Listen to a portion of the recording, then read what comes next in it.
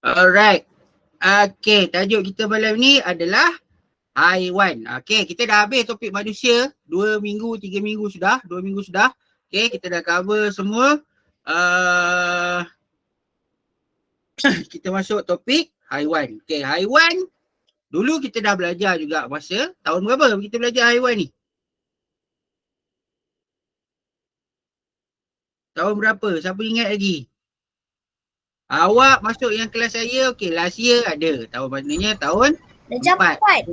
pun ada haiwan kan. Tapi topik apa kita belajar masa tahun 4 pasal haiwan ni? Pernafasan haiwan. Pernafasan haiwan lagi? Yang tulang haiwan tu. Yang tulang belakang lah bahasa Inggeris. Tulang haiwan tu. Invertebrata. Okay, ingat pun. Lagi? Gigi haiwan.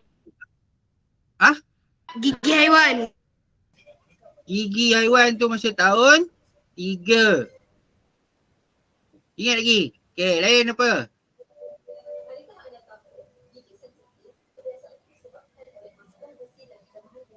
Kita belajar pasal apa? Beranak bertelur, betul tak?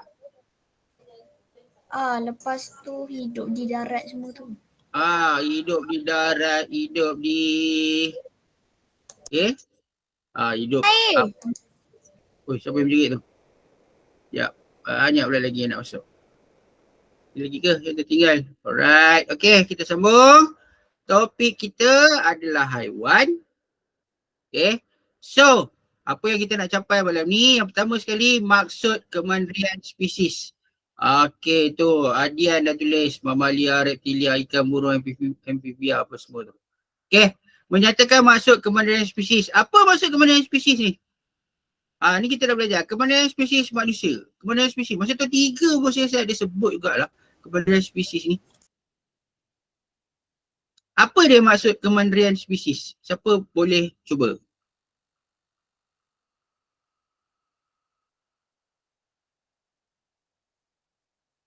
Siapa nak cuba? Apa maksud kemandirian spesies? Ada yang tulis kat ruangan chat? Tak ada pun. Apa? Siapa nak cuba?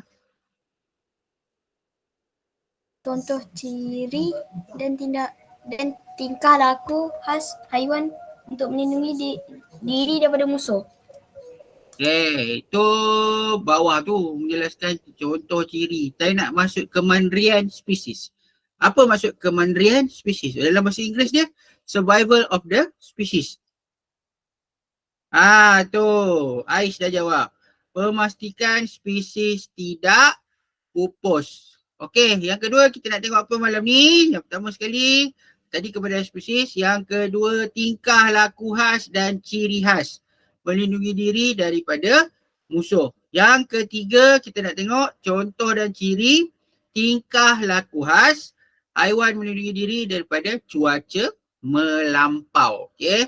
Melindungi diri daripada musuh, melindungi diri daripada cuaca melampau. 2 perkara yang berbeza. Okey, kita sambung. Okey. Ni kalau dalam kelas lah, memberi hal ciri dan tingkah laku, memastikan kemandirian spesiesnya, contoh, jelaskan contoh dan ciri. Okey. Ini kalau dalam kelas. Okey, kemudian spesies haiwan. Ini maksud dia. Tu yang saya highlightkan dalam tu apa? Tulisan berwarna merah tu yang saya gariskan juga. Okey, kemudian spesies bermaksud keupayaan haiwan mengekalkan spesies dan mengelakkan spesiesnya daripada pupus. Okey, dalam usaha mengekalkan kemandirian spesiesnya, haiwan ni tadi akan melindungi diri daripada 2 ancaman utama, iaitu musuh dan juga cuaca melampau. Okey, melindungi diri daripada musuh. Ciri-ciri khas. Okey, ini ciri-ciri khas. Yang pertama ni apa ni? Gambar apa ni? Tarantula. Bukanlah. Ini ikan ni. Ikan itu udang. Okey, ni semut. Yang ini ikan. Buntal. Yang ini landak dan harimau. Yang ini chameleon. Yang ini pula apa? Bawah tu dubuk lah. Dubuk dan atas tu singa. Okay. Alright, bercengkerang keras. Okay, melindungi badan yang lembut. Okay, yang pertama sekali gambar atas dia haiwan-haiwan yang ada cengkerang keras. Ni yang atas ni ketam. Okay, yang ni kura-kura kura-kura awak tengok dia punya cengkerang ni dekat dalam dia tu kosong tau, bukan ada apa pun sebab dia nak masukkan kepala lah, tangan, kaki dia semua nak masuk ke dalam. Okay, so dalam dia tu kosong. Bukan ada isi pun kat dalam tu. So jangan pergi pecahkan pula kura tu punya cengkerang. Sama macam siput ni, dalam ni kosong. Okay, dia ada cengkerang keras. Keras untuk haiwan-haiwan yang biasa. Dia macam ada jantung dia. Jantung dia bukan kat dalam ni. Cuba tengoklah nanti. Okay, Google. Jantung dia kat bahagian mana. Okay, ni penyu. Yang ni apa? Ni apa? Kerang. Kerang ke? Kerang bukan macam ni lah. Ni Lala. kepah ke? Kepah ke lala ke? Saya tak tahulah. Banyak ingat spesies yang kerang kan. Yang kita biasa makan tu kerang lah kan. Okay. Tapi ni bukan kerang. Okay, ini bercengkerang keras. Dalam dia ni badan dia adalah badan yang lembut. Okay, so dia perlu ada cengkerang keras ni supaya bila ada ancaman musuh dia dapat masukkan badan dia macam kura-kura, dia akan masukkan anggota badan dia dalam cengkerang. So dia keras je dalam tu. Okay, sama juga macam siput ni. Cuma siput ni dia tak sekeras kura-kura ni lah. Okay, ketam pun sama. Yang ni pun sama lah. Okay. Cuma penyu ni untuk apa? Kalau pemangsa tu besar, dia tak dapat jugalah melarikan diri. Tapi kalau yang biasa-biasa tu, cengkerang keras ni boleh protect dia. Okey, berbisa. Berbisa dia ada dua lah. Sama dia mempunyai sengat, okay, ataupun dia mempunyai racun. Okay, tu macam ular tu. Dia ada racun, lebah dia ada sengat, kalajengking dia ada sengat, lipan ada sengat. Ni lipan bawah ni. Ni lipan dia ada sengat. Ni apa? Katak. Katak ni, dia antara banyak-banyak ni antara yang paling beracun katak ni. Dia Kalau kodok. kodok tu katak besar tu. Kodok tak tahulah beracun ke tak. Okay, tapi kodok tu saya tengok Cina elok je dia makan. Masa saya kat Johor tu, saya belajar dekat UTM, Skudai. Okay, kodok tu, kalau saya pergi dekat area-area Setulang apa semua tu, dia memang ada satu kawasan kedai makan Cina. Kat situ dia ada display lah katak-katak yang besar tu, katak besar pinggan pun ada. Kalau pergi dekat apa, kadang-kadang restoran-restoran yang dekat dalam shopping complex pun, kalau yang dia paparkan menu kat depan tu kan, dekat depan kedai dia tu, depan restoran tu, dia ada je tulis menu yang disediakan, katak pun ada. Okay, memang saya tengok lah. Okay, ini haiwan-haiwan yang berbisa. Dekat sini tak adalah. Kalau dekat Amerika Latin, katak ni memang digunakan untuk, orang asli kat sana digunakan katak ni untuk buat anak panah lah apa semualah zaman-zaman dulu. Okay. Okay, mempunyai tanduk yang tajam. Okay, ni contoh-contoh haiwan yang mempunyai tanduk tajam. Ni apa? Siapa tahu nama dia? Yang saya tunjuk kat bawah ni. Kerbau. Kerbau. Seladang. Betul. Tu bawah tu seladang.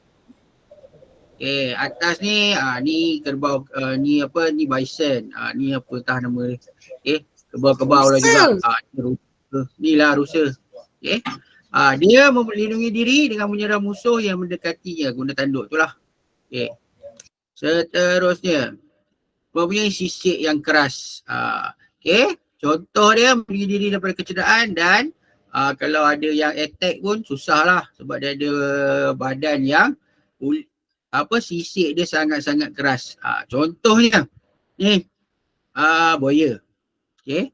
Lepas tu ni bukan semua ikan ni Arapaima gigas. Dia ikan air tawar yang besar. Kulit dia keras. Okay, ni Tak boleh makan ni tak pernah pula saya tengok orang makan, tak tahulah. Dia asal Arapaima ni adalah daripada sungai Amazon. Tapi kat Malaysia pun ada tak? Dia bela dalam aquarium dah besar sangat, dia lepaskan ke sungai. Lepas tu dah membiaklah pula dalam sungai. Okay. Yang atas tu, yang gambar tepi sekali ni, sebelah kanan ni adalah biawak. Ni biawak komodo bukan biawak yang kat Malaysia ni. Okay. Ni biawak yang dekat mana? Pulau Komodo dekat Indonesia. Okay. Biawak Malaysia pun ada tak? Biawak Cikgu Malaysia. alligator.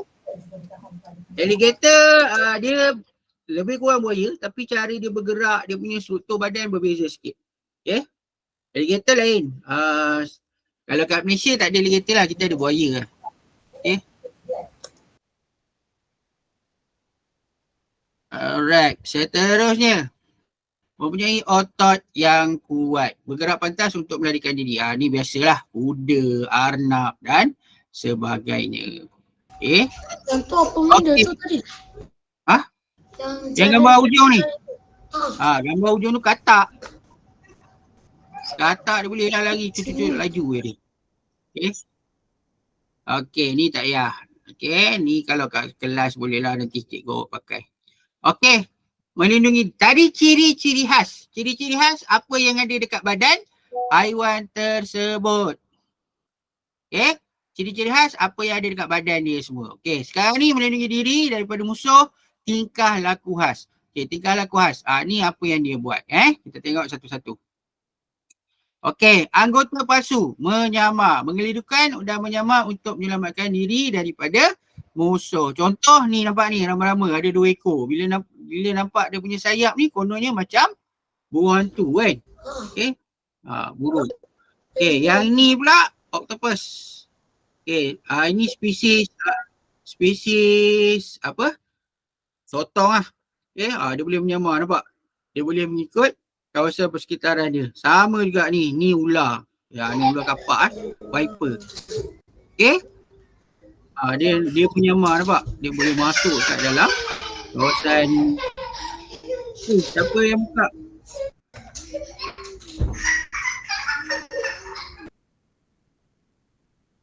Okey, ni viper dia menyamar dekat kawasan tanah boleh tak, ni dekat bukan dekat laut.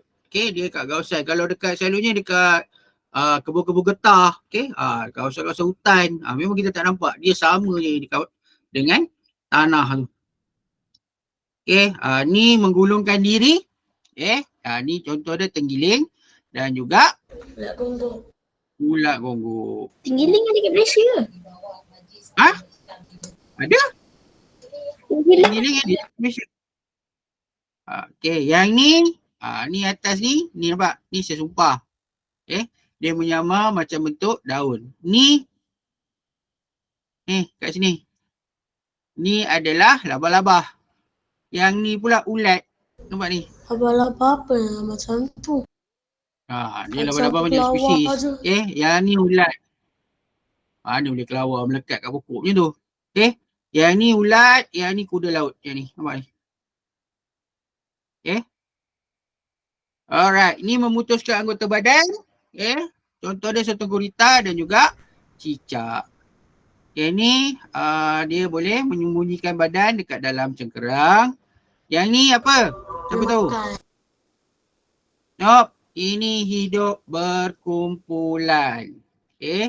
Yang ni pun sama, hidup berkumpulan. Tengok video dulu.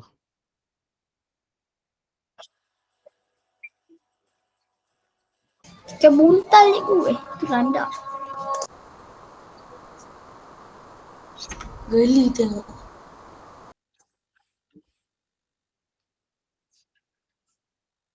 Kejap saya nak pergi toilet.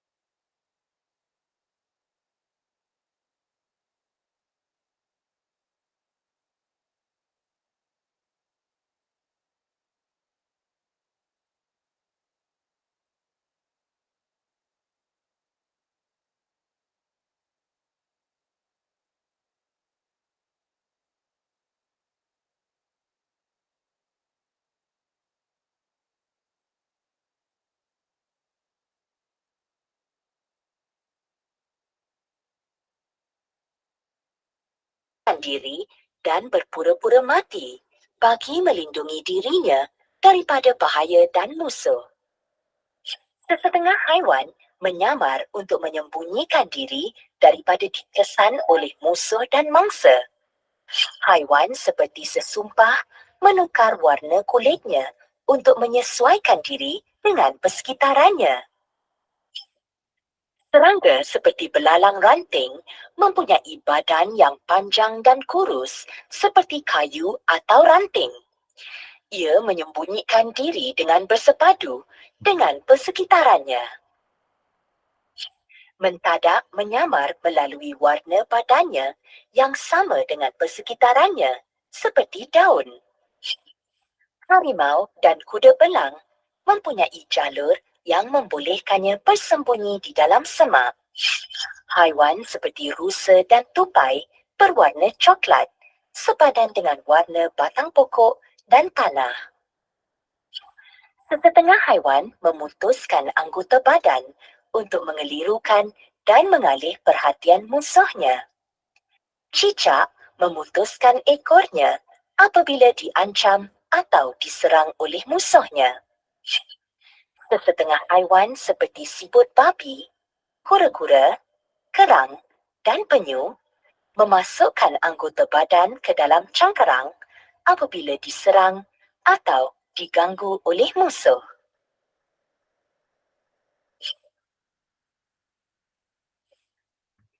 Sesetengah haiwan seperti sotong dan sotong gurita menyembur dakwat hitam bagi melepaskan diri daripada musuh.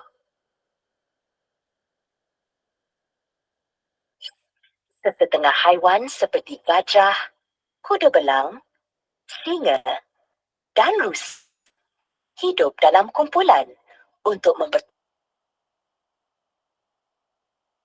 dalam bahaya. Okey, itu cerita pasal haiwan melindungi diri daripada musuh. Okey. Alright, tadi kita tengok lindungi diri daripada musuh. Sekarang cuaca melampau pula. Okey. Ini ceritalah ringkasan tadi. Kita ada beberapa ciri khas: berduri tajam, mencengkerang keras, bersisik keras, bertanduk, berbisa. Itu ciri khas. Apa ciri khas? Apa yang ada dekat badan haiwan tu, yang digunakan untuk melindungi diri dia. Kalau tingkah laku khas, apa yang dia buat? Menggulungkan badan, menyamar, memutuskan anggota badan, memasukkan anggota badan ke dalam cengkerang, hidup dalam kumpulan. Itu apa yang dia buat. Dua-dua ni adalah untuk melindungi diri daripada musuh. Awak kena tahu beza apa ciri khas dan apa tingkah laku khas. Soalan ni yang akan trik sikit lah bila exam. Okey, seterusnya adalah melindungi diri daripada cuaca melampau. Sesetengah haiwan tinggal di tempat yang sangat panas dan sangat sejuk. Cuaca melampau ini memerlukan tingkah laku dan ciri-ciri khas untuk melindungi dirinya daripada musuh.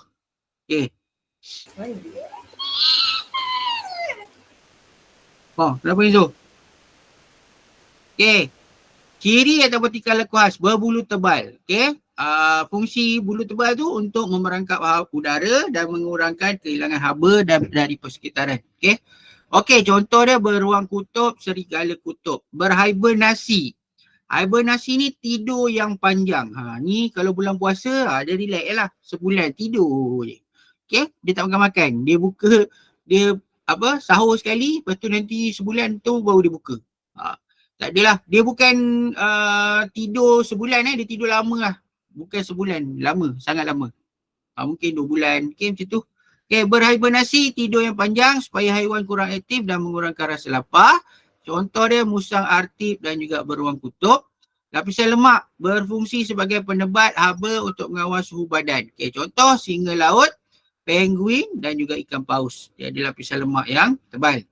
Berendam dalam lumpur. Contohnya kerbau dan badak sumbu, fungsinya untuk menyejukkan badan ketika cuaca panas. Bermigrasi. Migrasi berpindah ke tempat yang lain suhu dia. Contoh dia ikan paus, bangau dan banyak juga burung-burung yang berhijrah daripada kawasan yang sejuk pergi ke kawasan yang panas. Bonggol, menyimpan air dan lemak, membolehkan hidup tanpa makanan sehingga 2 minggu. Contoh dia unta dan bison. Bison tu apa? Bison dia kerbau.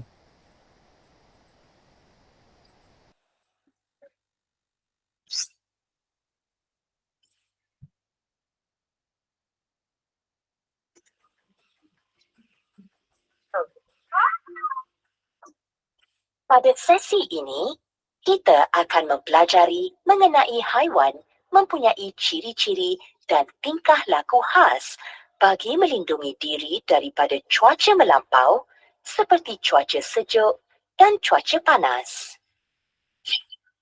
Haiwan-haiwan yang tinggal di kawasan kutub mempunyai ciri-ciri dan tingkah laku khas untuk melindungi diri daripada cuaca sejuk. Haiwan-haiwan ini mempunyai bulu yang tebal, mempunyai lapisan lemak yang tebal, bermigrasi ke kawasan yang lebih panas, berhibernasi. Haiwan-haiwan seperti beruang kutub, serigala Arktik dan musang Arktik mempunyai bulu tebal yang membolehkan mereka hidup dalam keadaan cuaca yang sangat sejuk. Musang Arktik mempunyai bulu kelabu atau biru pada musim panas. Bulu musang Arktik akan bertukar menjadi tebal dan berwarna putih semasa musim sejuk. Bulu tebal ini berfungsi seperti selimut untuk memerangkap udara yang akan menghalang haba daripada terbebas ke persekitaran. Ini membantunya menyesuaikan diri dengan suhu Arktik yang sejuk. Haiwan-haiwan seperti singa laut, penguin, paus dan anjing laut mempunyai lapisan lemak yang tebal di bawah kulit untuk memanaskan badan. Lapisan lemak ini berfungsi sebagai penebat haba untuk mengurangkan kehilangan haba ke persekitaran dalam iklim yang sejuk. Haiwan-haiwan seperti burung bangau, paus, karibu dan flamingo bermigrasi ke kawasan yang lebih panas sebelum musim sejuk bermula. Ini membolehkan mereka mencari makanan dan perlindungan dari cuaca sejuk melampau.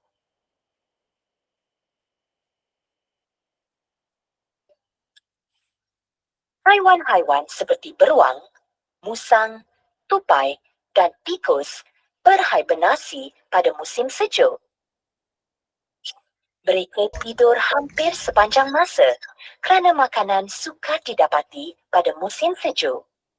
Ini juga membantu mereka mengurangkan penggunaan tenaga. Haiwan-haiwan yang tinggal di kawasan panas mempunyai ciri-ciri dan tingkah laku khas untuk melindungi diri daripada kehilangan air yang banyak. Di antara ciri dan tingkah laku khas haiwan di kawasan panas ialah dengan mempunyai bonggol dan berendam di dalam lumpur. Unta mempunyai bonggol di belakangnya. Bonggol tersebut merupakan takungan tisu lemak. Ia tidak menyimpan air dalam bonggol seperti yang dipercayai lazimnya. Tisu lemak ditukarkan menjadi air. Ini membantu unta terus hidup dalam iklim yang panas. Sesetengah haiwan berendam di dalam lumpur. Haiwan seperti badak air, kerbau dan badak sumbu menyejukkan badan pada musim panas dengan berendam di dalam lumpur. Okey. Ni contoh-contoh haiwan melindungi diri dengan ciri khas dan tingkah laku khas untuk cuaca melampau. Okey. Alright, dah habis dah topik ni. Sekejap.